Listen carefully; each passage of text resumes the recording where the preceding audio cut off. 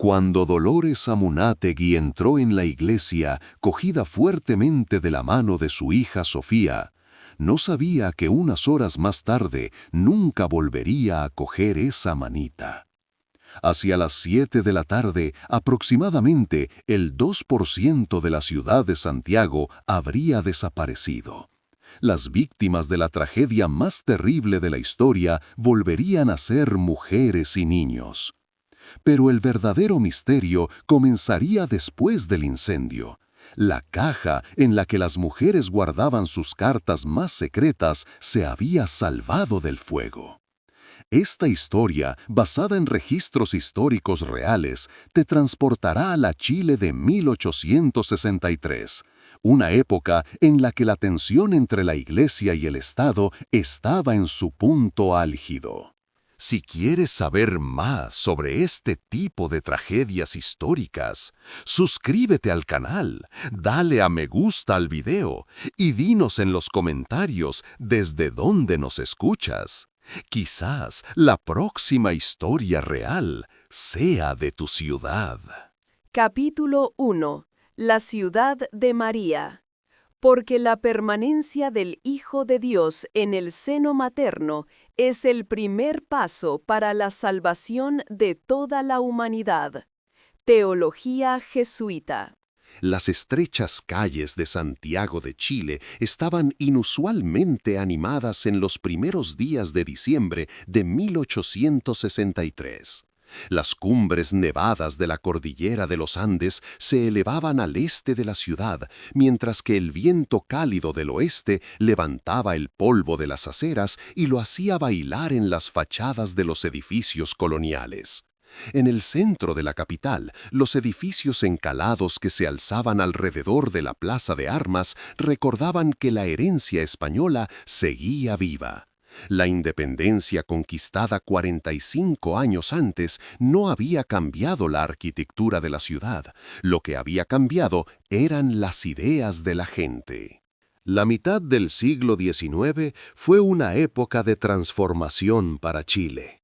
La separación de España en 1818 no fue solo una victoria política, sino un terremoto social. Los terratenientes y la Iglesia Católica, representantes de la antigua orden, libraban una guerra silenciosa, pero implacable, contra los intelectuales liberales de la nueva república. Mientras en los salones de Santiago se discutían en voz baja las ideas procedentes de Europa, el positivismo y el laicismo, las campanas de la iglesia seguían sonando cada mañana y cada tarde con el mismo ritmo, convocando a la gran mayoría de la sociedad a las ceremonias religiosas. Esta tensión se sentía en todos los rincones de la ciudad. En los titulares de los periódicos, en las acaloradas discusiones de las cafeterías, tras las puertas de las mansiones de los ricos.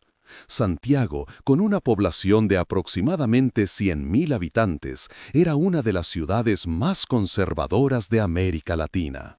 Las mujeres se movían dentro de ciertos límites en la vida social. Las hijas y esposas de las familias ricas solo salían de casa para ir a la iglesia, visitar a sus familiares o asistir a ceremonias oficiales. La ropa que llevaban era en sí misma un indicador de estatus. Chaquetas de cintura estrecha, mantones de encaje que caían sobre los hombros y, lo más importante, enormes faldas con aros de acero o madera. Estas faldas, llamadas crinolinas, indicaban claramente la clase social de una mujer. Cuanto más anchas y adornadas eran, más alta era su clase social. Pero estas vestimentas suntuosas limitaban seriamente la libertad de movimiento. Pasar por puertas estrechas, bajar escaleras e incluso sentarse una al lado de otra resultaba difícil. Dolores Amunátegui era una mujer que vivía en medio de estas contradicciones. A los 28 años, la vida te había hecho saborear tanto los privilegios de la riqueza como las limitaciones de ser mujer.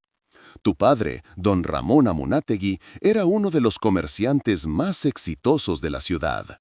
Era dueño de un negocio que vendía telas, muebles y artículos de lujo importados de Europa. La mansión de 3 pisos de la familia, situada en la Alameda de las Delicias, estaba en uno de los barrios más prestigiosos de Santiago. Dolores había crecido desde su infancia en este mundo privilegiado, clases de francés, piano, bordado y costura. A los 18 años, siguiendo la tradición de la época, se casó con un hombre elegido por su padre, don Felipe Montt, un juez de mediana edad. El matrimonio no fue para Dolores ni un amor apasionado ni un infierno, sino simplemente un deber social, un ritual que había que cumplir. Tras 9 años de matrimonio, en 1860 nació Sofía. A partir de ese día, la vida de Dolores cobró un nuevo sentido. Su hija no era solo una niña para ella, sino un reflejo de su propio pasado, una promesa de futuro. Los ojos marrones oscuros de Sofía reflejaban la curiosidad de su madre en su juventud. A los 7 años, la niña agotaba a su madre con sus preguntas. Quería aprender algo nuevo cada día. Dolores quería conservar esa vivacidad que veía en su hija, pero al mismo tiempo tenía que enseñarle la conformidad y la tranquilidad que la sociedad esperaba de las mujeres. Esta doble tarea la mantenía en un estado de tensión constante. El mes de diciembre tenía un significado especial en Santiago. Conocido como Mes de María, era un período dedicado a la Virgen María. Las iglesias organizaban cada noche ceremonias especiales y las mujeres y los niños participaban en ellas con gran entusiasmo. El 8 de diciembre era uno de los días más sagrados, la Inmaculada Concepción, es decir, la festividad de la Inmaculada Concepción de María. Este día tenía un significado especial para las mujeres. La congregación Hijas de María reunía a las mujeres vinculadas a la iglesia durante todo el año y les ofrecía tanto orientación espiritual como una red social. Dolores era miembro de esta congregación. Todos los domingos iba a la iglesia, rezaba con las demás mujeres y participaba en obras benéficas. Las Hijas de María tenían una tradición especial, el buzón de la Virgen. Esta caja de madera, colocada en un rincón de la iglesia, era el lugar donde las mujeres dejaban sus deseos, sus oraciones y a veces sus pensamientos más secretos en cartas que creían que llegarían a la Virgen María. Estas cartas nunca se abrían, eran un secreto sagrado dedicado directamente a María. Dolores también dejaba cartas en este buzón de vez en cuando. Por la salud de Sofía, porque los negocios de su esposo fueran bien, a veces también para expresar sus sentimientos más complejos. Estas cartas eran un espacio íntimo en el que las mujeres susurraban lo que no podían decir en ningún otro lugar. La mañana del 8 de diciembre de 1863 comenzó con un tiempo soleado pero fresco. Cuando Dolores se despertó en el amplio dormitorio de su mansión, una de las criadas ya le había traído el desayuno. Las cortinas de encaje blanco dejaban pasar la luz de la mañana. Sofía aún dormía en la habitación contigua. Dolores se vistió lentamente sin despertar a su hija. Había elegido un vestido especial para ese día, de terciopelo azul oscuro, con cuello alto adornado con encajes y mangas anchas.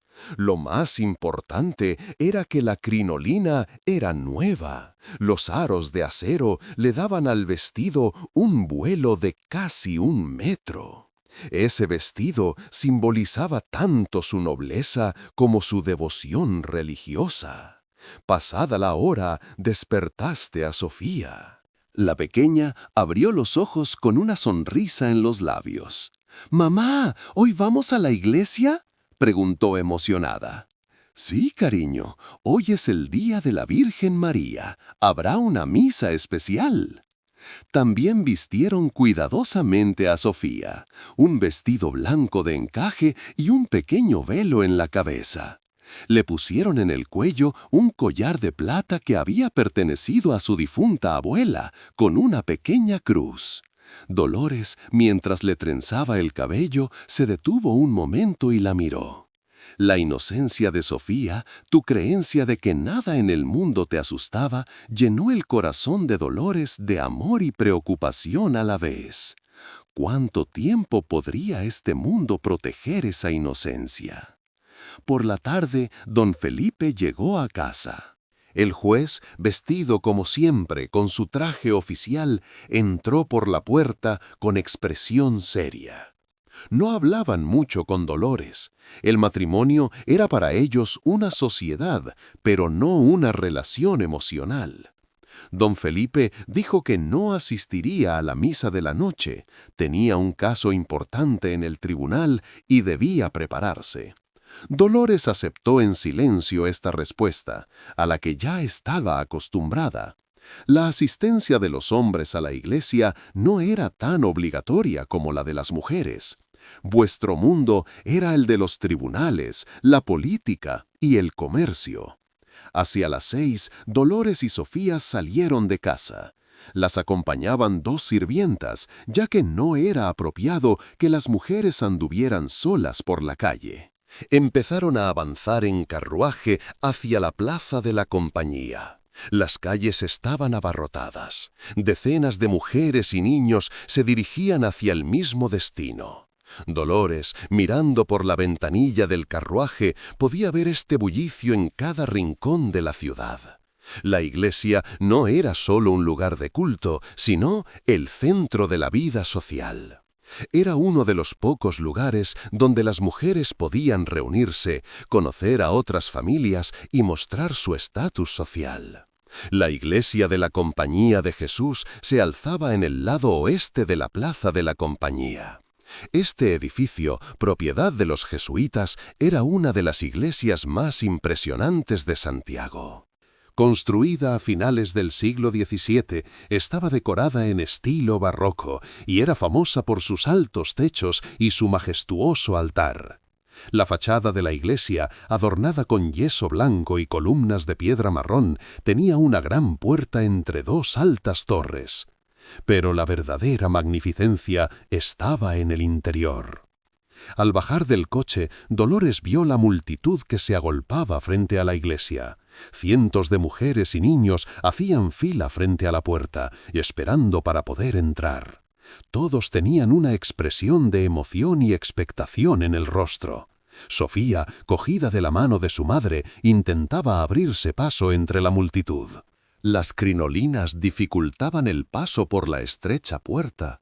Las mujeres se giraban de lado y empujaban sus faldas hacia adelante para intentar entrar.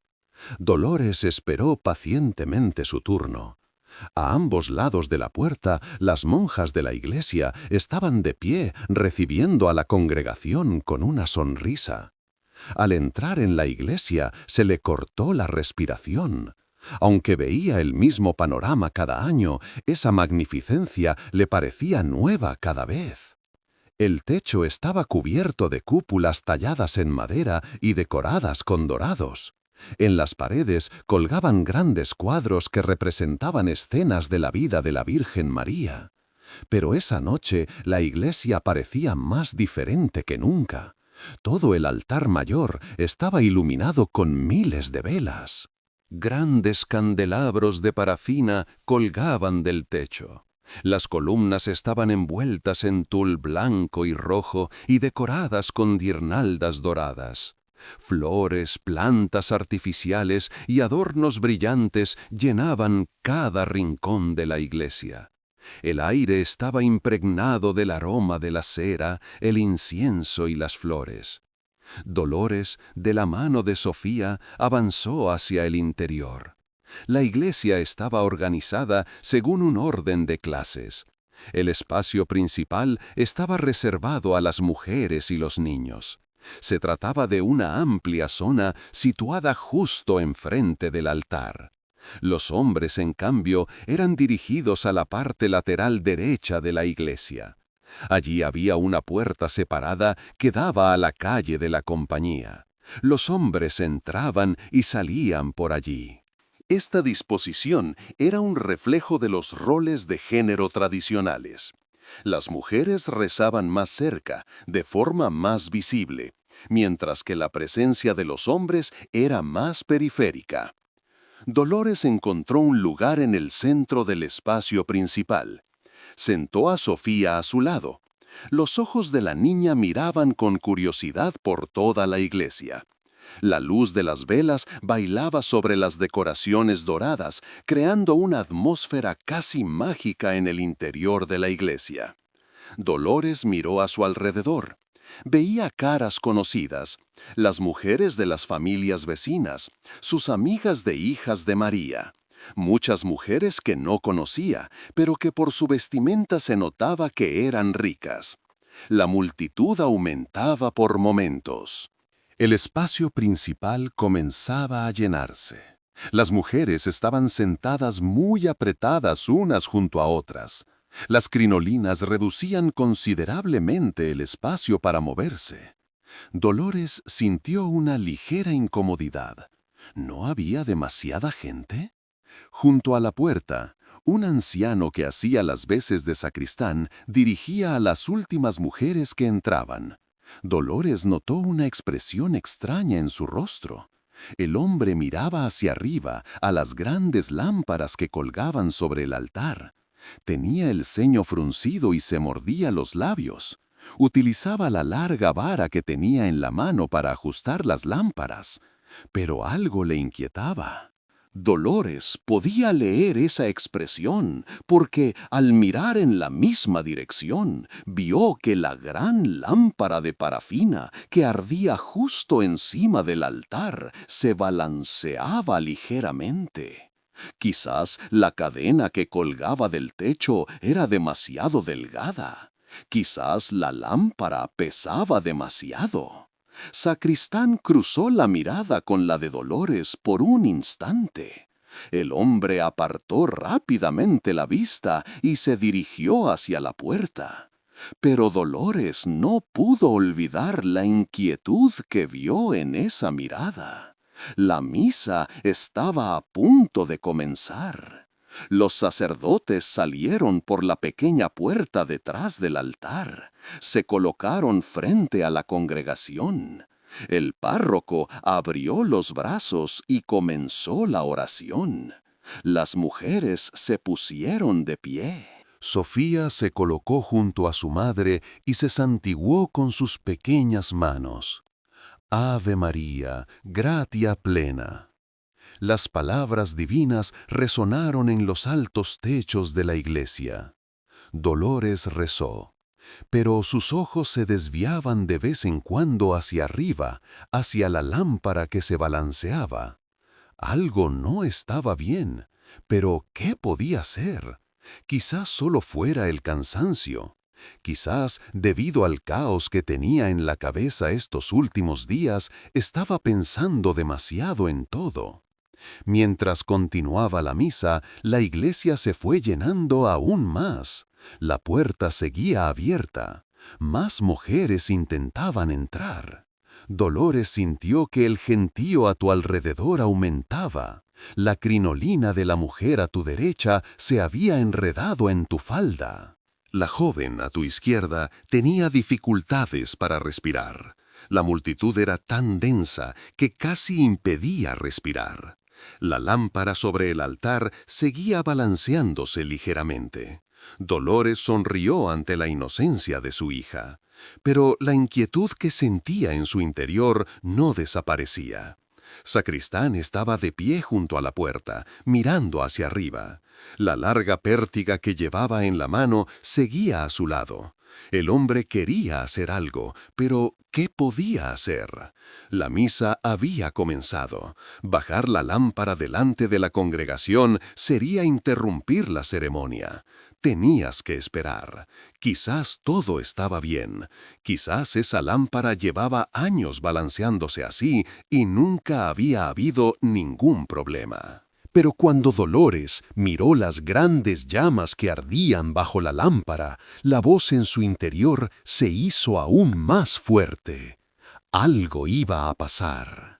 La lámpara sobre el altar se balanceó una vez más, esta vez con más fuerza. La cadena chirrió, pero nadie lo oyó, porque la iglesia estaba llena del sonido de los cánticos y las oraciones, y Dolores apretó un poco más la mano de Sofía. Capítulo 2. La danza de las llamas. Y el fuego descendió del cielo, y los destruyó. Apocalipsis 20:9. Eran las 7:10. La iglesia había alcanzado su capacidad máxima. En la nave principal, las mujeres y los niños estaban apretujados unos contra otros. El volumen que creaban las crinolinas reducía casi a cero el espacio para moverse. Cuando una mujer se inclinaba hacia adelante, la que estaba detrás era empujada. Cuando un niño empezaba a llorar, su madre no encontraba espacio suficiente para consolarlo. Pero nadie se quejaba. Esa aglomeración se aceptaba como parte de la santidad de la ceremonia. Los sacerdotes continuaban con sus oraciones frente al altar. La voz del párroco resonaba en las paredes de la iglesia y las palabras en latín se repetían en los labios de los fieles. Dolores estaba arrodillada, con la cabeza inclinada, rezando. Pero su mente no lograba concentrarse en la oración. Sus ojos se desviaban de vez en cuando hacia arriba, hacia la lámpara que colgaba sobre el altar. Sofía estaba de pie en silencio junto a su madre. La pequeña mano de la niña estaba cálida y segura en la de su madre. Sacristán esperaba en la parte trasera de la iglesia, junto a la puerta. El hombre ya no pudo aguantar más. Cogió la larga vara que tenía en la mano y se acercó lentamente al altar. No era fácil atravesar la congregación. Las mujeres intentaban apartarse para dejarle paso, pero el volumen de las crinolinas lo hacía casi imposible. Cuando el sacristán llegó jadeando al pie del altar, miró hacia arriba. La lámpara seguía balanceándose ligeramente. La cadena gemía bajo la tensión. Levantó la larga vara que llevabas en la mano e intentaste tocar la cadena que había debajo de la lámpara. Quizás podrías restablecer el equilibrio, quizás podrías detener el balanceo. Pero en ese momento ocurrió algo inesperado. La vara tocó ligeramente el gancho metálico que había en la base de la lámpara. Ese contacto fue suficiente. La cadena se tensó por un instante. Luego, con un crujido, uno de los ganchos se aflojó. La lámpara se inclinó hacia un lado. La parafina encendida que contenía se agitó ligeramente. Sacristán retrocedió asustado, no sabía qué hacer. Intentó sujetar la lámpara, pero ya era demasiado tarde. La lámpara se inclinó hacia un lado. El líquido de parafina que contenía se derramó por el borde. Y en ese momento, los encajes blancos que adornaban la pared del altar entraron en contacto con la parafina. La primera llama parecía pequeña e inocente. El encaje se estremeció por un instante. Luego, como si fuera un ser vivo, la llama creció. La tela blanca se volvió marrón, luego negra, y luego estalló con una luz naranja brillante. El fuego saltó de los encajes a las guirnaldas de flores. Las guirnaldas estaban envueltas en telas aceitosas, decorativas, pero extremadamente inflamables. Las llamas envolvieron las columnas en cuestión de segundos. Llegaron a las vigas de madera del techo. Sacristán gritó: ¡Fuego! ¡Fuego! Pero su voz se perdió entre las voces de la congregación rezando. Al principio nadie se dio cuenta. Los sacerdotes seguían de pie frente al altar. La mayoría de la congregación estaba arrodillada, con la cabeza inclinada. Pero entonces el olor a humo comenzó a extenderse. Un olor acre y sofocante. Era un olor muy diferente al del incienso, a tela quemada, a parafina derretida. El primer grito provino de una mujer que estaba justo delante del altar.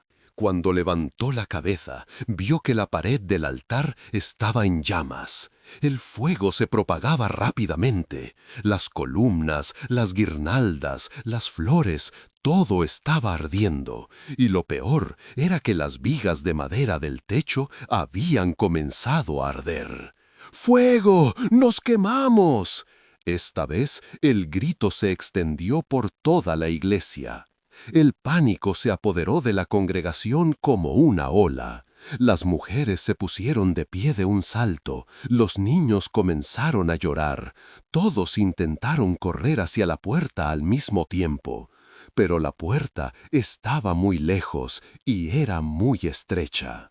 Dolores cogió a Sofía en brazos. El peso de la niña era imperceptible en sus brazos, pero la multitud era tan densa que era casi imposible avanzar. Las mujeres a su alrededor empujaban, tiraban y gritaban. Los aros metálicos de las crinolinas se enredaban entre sí. Cuando una mujer caía, las que venían detrás se amontonaban sobre ella. Dolores apretó a Sofía contra su pecho, tratando de protegerle la cabeza. «¡Mamá, tengo miedo!», gritó Sofía. «No tengas miedo, cariño, saldremos, dijo Dolores. Pero ni siquiera ella misma creía en lo que decía. La puerta principal de la iglesia se abría hacia adentro. Era un diseño que se había utilizado durante siglos, pero esa noche significaba la muerte. La multitud, presa del pánico, empujaba hacia la puerta. Cientos de mujeres intentaban atravesar la estrecha puerta al mismo tiempo. Pero la puerta, que se abría hacia adentro, se cerraba bajo la presión de la multitud. Las que iban delante quedaron atrapadas en la puerta, empujadas por las que venían detrás. Los aros metálicos de las crinolinas bloqueaban completamente la puerta. Las personas formaban literalmente un muro de cadáveres, de personas aplastadas, de personas desmayadas. Detrás del altar, las llamas se propagaban sin control. La cúpula de madera del techo crujía. El calor se había vuelto insoportable.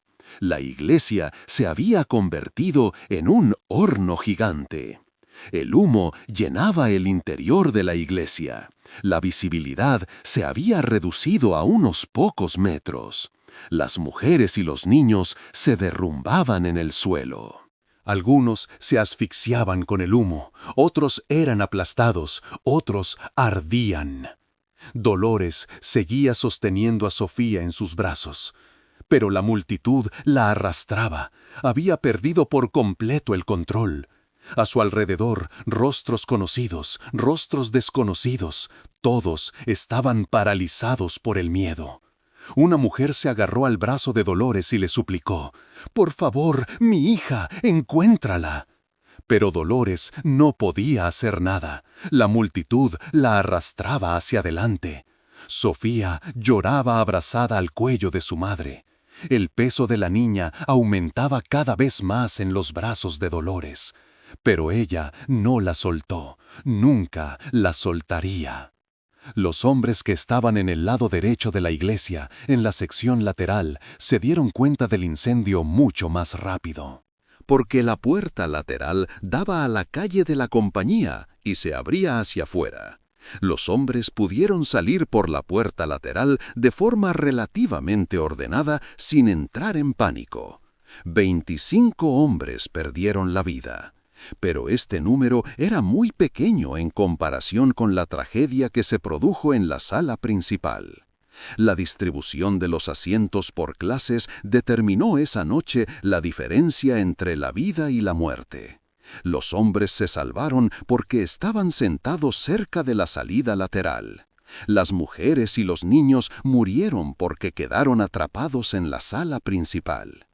En la calle comenzaron a oírse los primeros gritos. La gente que pasaba por la plaza de la compañía vio el humo que salía de la iglesia. La noticia del incendio se extendió como una ola. En pocos minutos, cientos de personas se congregaron en la plaza. Pero nadie sabía qué hacer. En aquella época, Santiago no contaba con un cuerpo de bomberos organizado. Los incendios se intentaban apagar con cubetas llenas de agua. Pero para un incendio de tal magnitud, el agua de las cubetas era insignificante. Entre la multitud había un grupo de estadounidenses. El representante de Estados Unidos en Chile, Thomas H. Nelson, estaba descansando esa noche en su casa cerca de la plaza.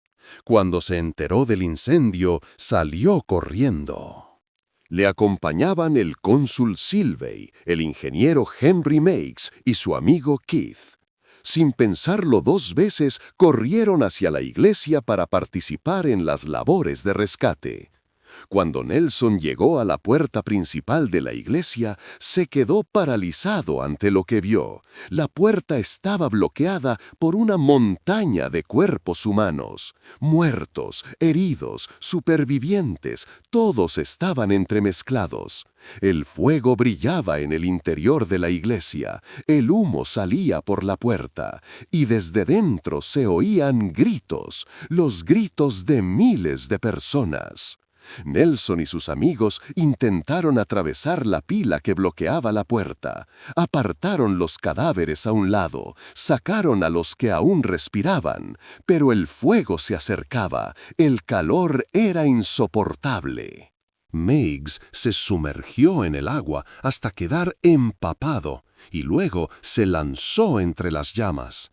Keith hizo lo mismo. Los dos sacaron a decenas de personas. Se quemaron las manos y se les chamuscó la cara, pero no se detuvieron. Cuando Nelson sacó a una mujer del edificio agarrándola por los brazos, ella llevaba a un niño pequeño en brazos. El niño estaba vivo, pero su madre ya no respiraba. Nelson cogió al niño de los brazos de su madre y lo llevó a un lugar seguro. Luego volvió a entrar.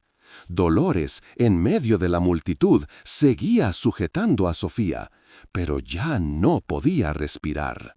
El humo le había llenado los pulmones.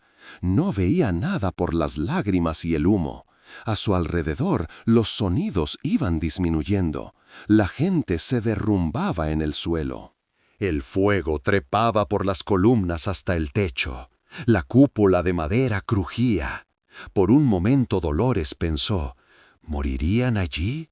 ¿Sofía moriría con ella? No podía ser, no podía ser. De alguna manera logró avanzar entre la multitud. Quizás se abrió un hueco, quizás alguien se cayó y se formó un paso. No lo sabía, pero se encontró un poco más cerca de la puerta. Apretaste a Sofía con más fuerza. La cabeza de la niña había caído sobre tu hombro. ¿Seguía respirando? No lo sabías, no podías saberlo. Y justo en ese momento, una gran fuerza te empujó hacia adelante. Quizás fue una viga que cayó del techo, quizás una nueva ola de pánico. Dolores perdió el control. Sofía se te resbaló de los brazos. La niña cayó entre la multitud. ¡Sofía!, gritó Dolores, pero no la oíste. Intentaste agacharte, buscar a tu hija, pero la multitud te arrastró. Hacia adelante, hacia la puerta. Dolores se resistió, intentó retroceder, pero era imposible. Miles de personas te empujaban, te arrastraban en una dirección que no deseabas. Y entonces, de repente, se encontró fuera de la puerta. Cayó al suelo. El aire frío le golpeó la cara. Se desplomó. Alguien la sujetó. Un hombre le dio agua, pero Dolores no oía nada. Solo pensaba en Sofía. Mi hija está dentro. Intentaste levantarte, intentaste volver a entrar, pero unas manos te sujetaron. Una voz dijo, no puede entrar, señora, morirá. Pero a Dolores no le importaba. Sofía estaba dentro. Su hija estaba dentro. Nelson era uno de los que sujetaban a Dolores. El hombre vio la desesperación en los ojos de la mujer. Pero no podía dejarte entrar. El fuego ya había envuelto todo el espacio principal de la iglesia. La cúpula de madera del techo podía derrumbarse en cualquier momento. Quien entrara moriría sin duda. Encontraremos a tu hija, dijo Nelson, pero sabía que no debía hacer esa promesa, porque las personas que quedaban dentro tenían pocas posibilidades de salvarse.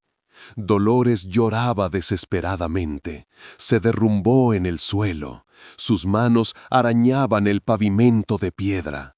A su alrededor, decenas de mujeres se encontraban en la misma situación. Algunas intentaban entrar. El espacio principal comenzaba a llenarse. Las mujeres estaban sentadas muy apretadas unas junto a otras. Las crinolinas reducían considerablemente el espacio para moverse. Dolores sintió una ligera incomodidad. ¿No había demasiada gente? Junto a la puerta, un anciano que hacía las veces de sacristán dirigía a las últimas mujeres que entraban. Dolores notó una expresión extraña en su rostro. El hombre miraba hacia arriba a las grandes lámparas que colgaban sobre el altar. Tenía el ceño fruncido y se mordía los labios. Utilizaba la larga vara que tenía en la mano para ajustar las lámparas. Pero algo le inquietaba. Las vigas de madera crujían y se rompían. Las decoraciones metálicas se derretían por el calor. Y dentro todavía había gente con vida, pero ya eran muy pocos. Los que se ahogaban por el humo, los que eran aplastados, los que ardían. Innumerables personas yacían en el suelo de la iglesia. Algunos todavía se movían, otros rezaban, otros simplemente esperaban.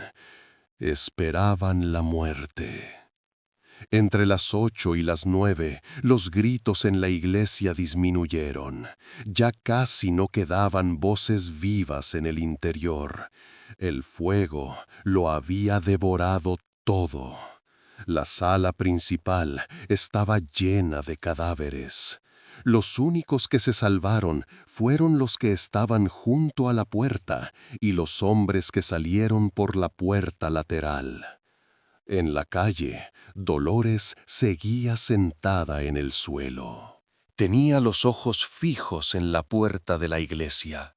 Quizás Sofía saldría, quizás ocurriría un milagro, quizás...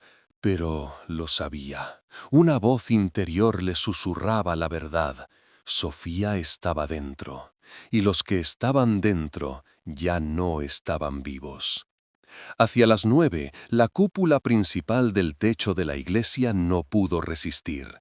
Las vigas de madera se habían debilitado bajo el fuego, y de repente, con un espantoso crujido, la cúpula se derrumbó. Toneladas de madera, metal y piedra cayeron dentro de la iglesia. El ruido sacudió toda la plaza. El polvo y el humo se elevaron en el aire. Y en ese momento, las últimas personas que aún estaban con vida en el interior murieron. La multitud que se encontraba afuera se sumió en un momento de silencio. Luego se elevó un lamento. Los llantos de cientos de mujeres llenaron la oscuridad de la noche. Dolores observó cómo se derrumbaba la cúpula. Y en ese momento lo supo. Sofía se había ido. Tu hija se había ido.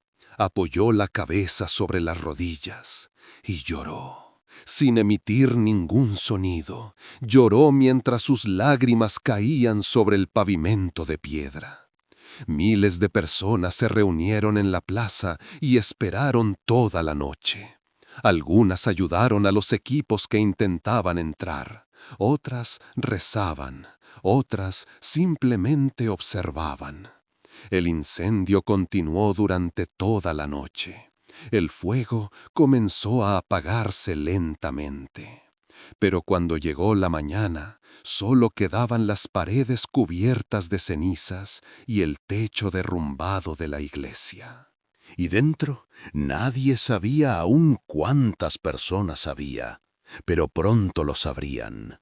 Pronto comenzarían a contar los cadáveres. Pronto comprenderían la terrible magnitud de la realidad. Santiago vivía esa noche uno de los momentos más oscuros de su historia. Capítulo 3. La noche y la mañana. Y los muertos, grandes y pequeños, se presentaron ante el trono. Apocalipsis 20:12. La noche parecía no tener fin. La multitud reunida en la plaza de la compañía no se dispersó hasta la mañana siguiente. Nadie podía irse a casa porque allí dentro estaban sus seres queridos. O podrían estar. Nadie lo sabía con certeza. Cuando el fuego comenzó a apagarse poco a poco, el panorama que quedaba era demasiado espantoso para describirlo con palabras. Las paredes exteriores de la iglesia seguían en pie, pero el interior se había derrumbado por completo. El techo, la cúpula, la torre de madera, todo cubría el suelo de la iglesia. Nadie sabía cuántas personas había bajo los escombros. Dolores seguía sentada frente a la iglesia cuando amaneció. Tenía los ojos enrojecidos y el rostro cubierto de hollín y lágrimas. Cuando salió el sol, las autoridades comenzaron a llegar a la plaza. El intendente Francisco Bascuñán Guerrero, representante del gobernador, llegó acompañado de soldados. Junto a él había médicos, clérigos y voluntarios. Todos tenían la misma expresión en el rostro: conmoción. Nadie podía creer que una catástrofe así pudiera ocurrir en Santiago. La limpieza de los escombros comenzó a primera hora de la mañana, pero no era una tarea fácil. El techo derrumbado pesaba toneladas. Las vigas de madera, los clavos de metal y los trozos de piedra estaban entremezclados. Y debajo había cadáveres, innumerables cadáveres. Cuando los primeros equipos se acercaron a los escombros, algunos vomitaron al ver la escena. Algunos soldados jóvenes no pudieron cumplir con su deber. Algunos voluntarios huyeron gritando, porque lo que había dentro ya no parecía humano.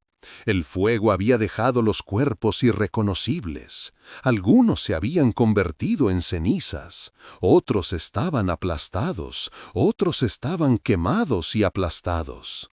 Y lo peor de todo es que estaban todos entremezclados. Delante de la puerta había un montón de cuerpos humanos. Las mujeres y los niños estaban tan apretujados unos contra otros, tan amontonados, que era casi imposible separar un cadáver de otro. Los aros metálicos de las crinolinas se habían enredado alrededor de algunos cuerpos debido al derretimiento y la deformación. Esto dificultaba aún más la extracción de los cadáveres.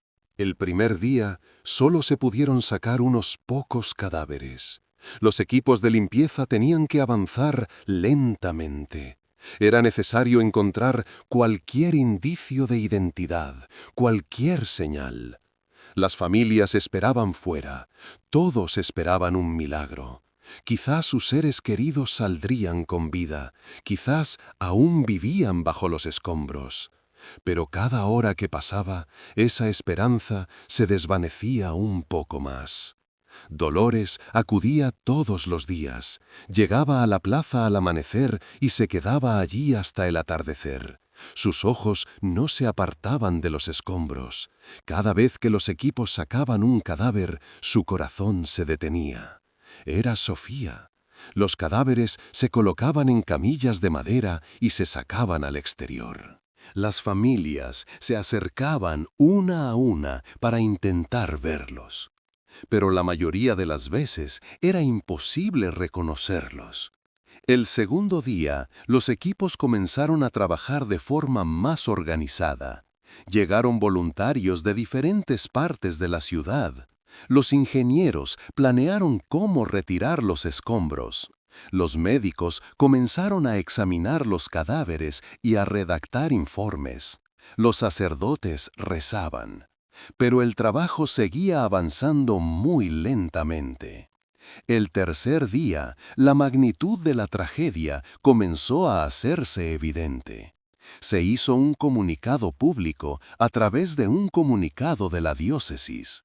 Se estimaba que entre 2.000 y 3.000 personas habían perdido la vida en el incendio. Esta cifra representaba entre el 2 y el 3% de la población de Santiago en aquella época. Toda la ciudad estaba de luto. Casi todas las familias tenían a alguien en la iglesia. En casi todos los barrios, una madre había perdido a su hijo, un esposo a su esposa, un niño a su madre.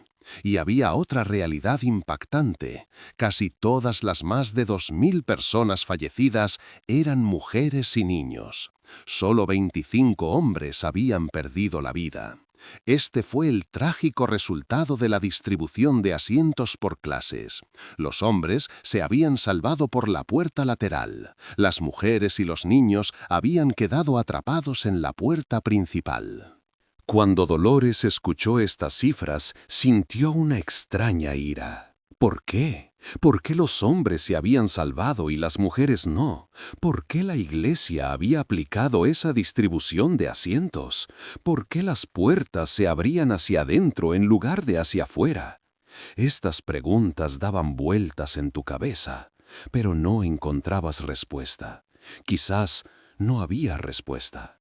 Quizás solo se trataba de un juego cruel del destino. El cuarto día fue un día especial para Dolores.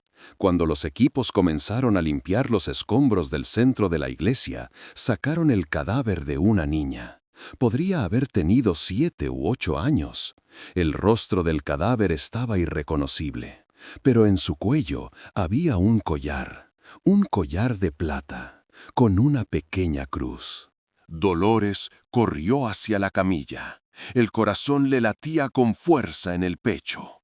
Miró el collar. Se parecía al de Sofía. Se parecía mucho. Extendió la mano y lo tocó. Estaba frío. El metal se había enfriado tras el fuego. Dolores miró el rostro de la niña. Entrecerró los ojos para intentar ver el rostro de Sofía, pero no pudo verlo. El fuego lo había arrasado todo. El cabello, la piel, los ojos, todo se había quemado. Solo quedaba un pequeño cuerpo. Dolores se arrodilló. ¿Era Sofía o era la hija de otra madre? No lo sabía. Nunca lo sabrías. Ese día, por primera vez, comprendiste que nunca volverías a ver a Sofía. Nunca volverías a tener a tu hija en tus brazos. Pero lo peor era que ni siquiera podrías reconocer el cadáver de tu hija. Sofía se perdería entre miles de víctimas. Sería enterrada en fosas comunes. Y Dolores, nunca sabrías cuál era tu tumba. El quinto día comenzó el traslado de los cadáveres. Los carros de caballos se habían convertido en vagones. Los cadáveres se cargaban en estos vagones. Cada vagón transportaba decenas de cadáveres. Avanzaban lentamente desde la plaza hacia el cementerio general. La gente del pueblo observaba el paso de los vagones. Las calles se sumían en el silencio. Algunas personas se arrodillaban para rezar. Otras lloraban, otras simplemente miraban. Dolores observaba los vagones. No contó cuántos pasaron, pero eran muchos, innumerables vagones, uno tras otro. En cada uno decenas de personas. Todos iban al mismo lugar. A las fosas comunes. El cementerio general era el más grande de Santiago. Se extendía por una amplia zona al norte de la ciudad. Allí se cavaron grandes fosas. Los cadáveres fueron colocados uno al lado del otro en esas fosas. Las labores de identificación avanzaban muy lentamente. La mayoría de los cadáveres estaban irreconocibles. La ropa estaba quemada. Las joyas se habían derretido. Los rostros estaban irreconocibles. Al final, solo se pudo identificar con certeza a 7 víctimas. 7. De más de 2.000 personas, solo se pudo reconocer a 7. El resto fue enterrado de forma anónima en fosas comunes. Dolores esperaba oír el nombre de Sofía entre esos 7, pero no fue así. Su hija estaba entre los anónimos. Como miles de mujeres y niños. El 6º y 7º día la limpieza continuó, pero ahora los equipos estaban más cansados. Sacar cadáveres constantemente, enfrentarse continuamente a la muerte, había agotado a la gente. Algunos voluntarios abandonaron sus tareas, algunos soldados se enfermaron, pero el trabajo debía continuar. El 8º día se sacó algo extraño de entre los escombros de la parte trasera de la iglesia. Una caja de madera. Estaba medio quemada, pero aún intacta. En ella había una frase escrita a mano: Buzón de la Virgen, la caja de María, la caja donde las mujeres dejaban sus cartas. Milagrosamente había sobrevivido al incendio. Uno de los equipos llevó la caja al intendente Bascuñán. El representante del gobernador examinó la caja. Dentro había decenas de cartas. Algunas estaban quemadas, otras intactas. Algunas se podían leer, otras no. Bascuñán no leyó las cartas. Se llevó la caja a su oficina. La guardó en un lugar seguro. La noticia se difundió rápidamente. Buzón de la Virgen había sido rescatado, pero las cartas que contenía no se harían públicas. Esta noticia desató una nueva polémica. Algunas personas querían que se publicaran las cartas. Si no hay nada en las cartas, ¿por qué se ocultan?, preguntaban. Otros acusaban a la iglesia. ¿Acaso hay pecados de los sacerdotes en las cartas?, rumoreaban. El sacerdote Joaquín Larraín Gandarillas escribió una carta oficial a Bascuñán. Exigió que se publicaran todas las cartas del buzón. Para refutar las calumnias contra la iglesia, se debe revelar el contenido de las cartas, dijo. Pero Bascuñán se negó. En tu respuesta oficial escribiste: en las cartas no hay nada que manche la honra de las víctimas, pero su publicación aumentaría los rumores. Debo proteger la privacidad de las vidas privadas. Esta respuesta no satisfizo a nadie. Los rumores se intensificaron aún más. Los periódicos liberales lo llevaron a sus portadas. ¿Qué hay en el buzón? ¿Qué esconde la iglesia? Los periódicos conservadores se opusieron. Esto es un ataque a la iglesia. El incendio es obra de los liberales. La ciudad se dividió en 2 bandos. Todos se acusaban mutuamente. Pero la verdad seguía siendo incierta. Dolores escuchó estas discusiones, pero no le importó. Para ella no importaba lo que hubiera en las cartas. Sofía había muerto. 2.000 personas habían muerto. Las cartas no las iban a traer de vuelta. El 9º día, la limpieza de los escombros casi había terminado. Ya no salían cadáveres del interior de la iglesia. Los últimos vagones fueron enviados al cementerio general. La plaza de la compañía ya estaba vacía. La multitud se había dispersado. Todos habían regresado a sus casas. Intentaban hacer el duelo y seguir con sus vidas. El 10º día se celebró el funeral oficial. En todas las iglesias de Santiago sonaron las campanas. El presidente, los funcionarios del gobierno, los clérigos, todos fueron al cementerio general. Se celebró una ceremonia conmemorativa frente a las fosas comunes. A partir de ese día, algo comenzó a cambiar en Santiago. Las calles estaban llenas de ira. En la plaza la gente se reunía, hablaba, discutía. Los periódicos liberales publicaron titulares como ¿por qué no tenemos un cuerpo de bomberos? ¿Por qué las puertas se abren hacia adentro? ¿Por qué había tantas velas en la iglesia? Se alzaron acusaciones contra los sacerdotes. Salvaron los objetos sagrados, pero abandonaron a la congregación, cerraron las puertas. La veracidad de estas acusaciones era incierta, pero ya no importaba. La gente no se callaba. Habían empezado a cuestionar a la iglesia. Y Buzón de la Virgen se situó en el centro de todas estas discusiones. La solicitud del sacerdote Joaquín Larraín Gandarillas de que se publicaran las cartas. La negativa del gobernador Bascuñán. Los rumores crecían. ¿Qué hay dentro? ¿Por qué se oculta?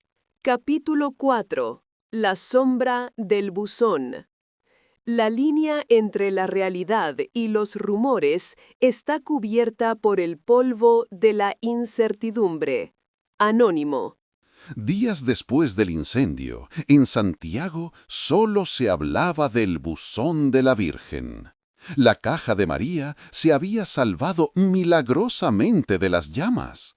Los rumores que circulaban por las calles se volvieron cada vez más exagerados. Algunos afirmaban que las cartas revelaban las relaciones ilícitas de los sacerdotes con mujeres. Otros decían que se habían desvelado los escándalos secretos de las familias aristocráticas. Otros susurraban que la congregación de las hijas de María expresaba sus deseos indecorosos, es decir, indecentes, bajo un pretexto sagrado. Estos rumores encontraron eco especialmente en las páginas de los periódicos liberales. La prensa conservadora, por su parte, calificó estas acusaciones de ataque organizado contra la Iglesia. La verdad era incierta, pero un suceso avivó aún más los rumores. Un voluntario que trabajaba en la limpieza de los escombros encontró un trozo de carta quemada. El papel estaba casi reducido a cenizas, pero aún se podía leer una frase. «Padre, te quiero, por favor». No había nada más. El resto de la carta se había quemado, pero esa única frase era suficiente. El voluntario mostró la carta a un periódico. Los periódicos lo publicaron en primera plana. ¿Había cartas de amor en buzón? Pero ¿qué significaba esa frase? ¿Era el amor prohibido de una mujer por un sacerdote? ¿O era una inocente plegaria? La palabra padre significa tanto sacerdote como papá. Quizás una mujer expresaba su amor por Dios, por María o por un guía espiritual. Quizás era una expresión muy utilizada en la fe católica. O quizás era realmente la confesión de una relación prohibida. Nadie lo sabía, porque el resto de la carta había desaparecido. Esta incertidumbre dio pie a la aparición de teorías conspirativas. En cada rincón de Santiago se contaba una teoría diferente, y cada teoría expresaba la ira de un sector diferente de la sociedad. La primera teoría era la más radical. La Iglesia había provocado el incendio para destruir las cartas. Según esta teoría, en la caja había cartas que revelaban la corrupción, las relaciones secretas y el comportamiento inmoral de los sacerdotes. Las autoridades eclesiásticas habían incendiado la iglesia para evitar que estos escándalos salieran a la luz. El incendio había destruido las pruebas y castigado a las mujeres pecadoras. Esta teoría era especialmente popular entre los liberales. Sin embargo, no había ninguna prueba que la respaldara. El juez que investigó el incendio había elaborado un informe detallado. Según el informe, el incendio se había producido al entrar en contacto las lámparas de parafina con la decoración. No se había encontrado ningún indicio de incendio. El personal de la iglesia había intentado huir presa del pánico cuando comenzó el incendio. No se había observado ningún comportamiento que indicara una acción deliberada. Además, el buzón se había salvado. Si el objetivo de la iglesia hubiera sido eliminar las cartas, el hecho de que la caja se hubiera recuperado intacta de entre los escombros contradecía esta hipótesis. La segunda teoría afirmaba lo contrario. El incendio había sido planeado por grupos liberales anticlericales, es decir, contrarios a la iglesia. Según esta teoría, en la Chile de la década de 1860 existía una gran tensión entre el Estado y la Iglesia. Los revolucionarios partidarios de la laicidad querían debilitar el poder de la Iglesia sobre la sociedad. Al provocar el incendio, acusaron a los miembros de la Iglesia y aceleraron las reformas laicas. Esta teoría tuvo eco en los círculos conservadores. Pero, de nuevo, no había pruebas. Muchos testigos vieron cómo se inició el incendio. Se documentó que Sacristán volcó la lámpara, se derramó la parafina y las llamas se propagaron a las decoraciones. Ningún testigo contemporáneo mencionó un sabotaje secreto que hubiera provocado el incendio. Tras el incendio, las relaciones entre la Iglesia y el Estado se tensaron y a finales de la década de 1860 se aprobaron leyes laicas. Pero esto fue la consecuencia natural del impacto que el incendio causó en la sociedad y del aumento de las demandas de reforma. La tercera teoría era la más cruel. Los sacerdotes habían cerrado deliberadamente las puertas de la iglesia. Según esta teoría, habían impedido que las mujeres que se encontraban en el interior escaparan del incendio para castigarlas. Quizás las mujeres mencionadas en las cartas de buzón habían quedado atrapadas en el interior. Quizás se trataba de una especie de juicio divino. Esta afirmación se extendió especialmente entre las familias que más habían sufrido. Pero la verdad era mucho más simple. Las puertas de la iglesia se abrían hacia adentro. Se trataba de un diseño arquitectónico utilizado durante siglos. Cuando la multitud, presa del pánico, se abalanzó hacia la puerta, las puertas que se abrían hacia adentro se cerraron. Las personas se pisotearon unas a otras. Delante de la puerta se había formado un muro de cuerpos humanos. En los informes oficiales no había ninguna referencia a que los sacerdotes hubieran cerrado las puertas a propósito. Esta teoría era una leyenda moderna, un doloroso error mezclado con acusaciones contra las víctimas de la catástrofe.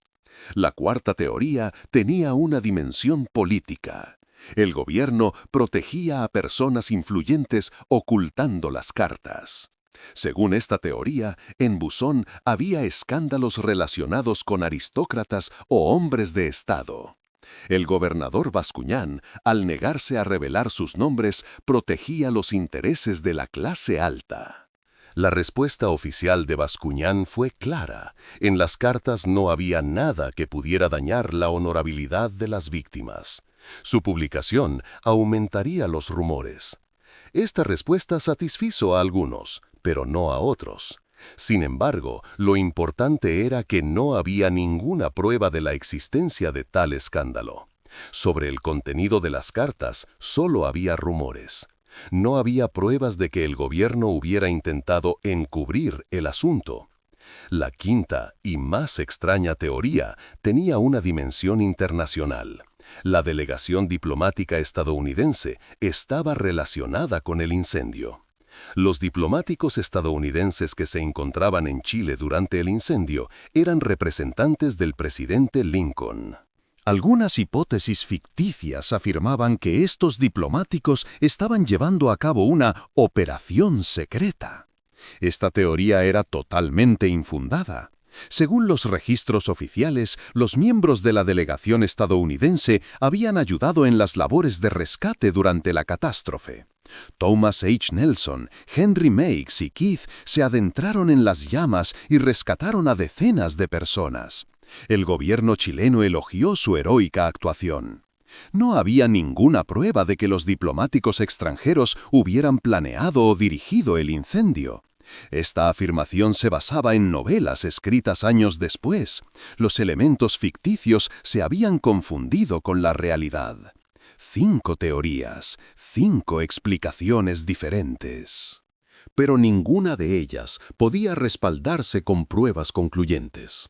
La realidad era que las cartas de buzón de la Virgen nunca se revelaron. El gobernador Bascuñán guardó la caja bajo llave en un lugar seguro. Pasaron los años. Las cartas desaparecieron.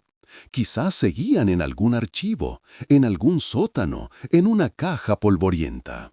Quizás ya se habían perdido. Nadie lo sabía. Y esa incertidumbre permanecería para siempre. La gente de Santiago nunca lo sabría.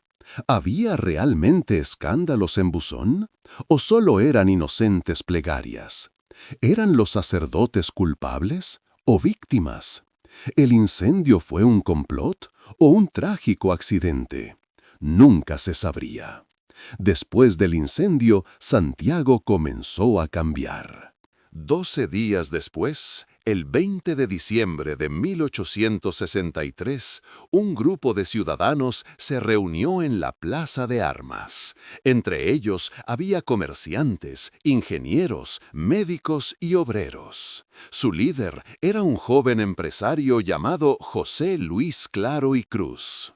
Estas personas habían tomado una decisión. Se crearía un cuerpo de bomberos en Santiago. Se trataba del primer cuerpo de bomberos voluntarios de Chile. Sus miembros trabajarían sin recibir salario, intervendrían en los incendios y protegerían la ciudad. Su nombre era sencillo pero significativo: Cuerpo de Bomberos de Santiago. Las familias de las víctimas desempeñaron un papel importante en la creación del Cuerpo de Bomberos. Cientos de mujeres que perdieron a sus hijos en el incendio, como Dolores Amunátegui, alzaron sus voces para exigir reformas.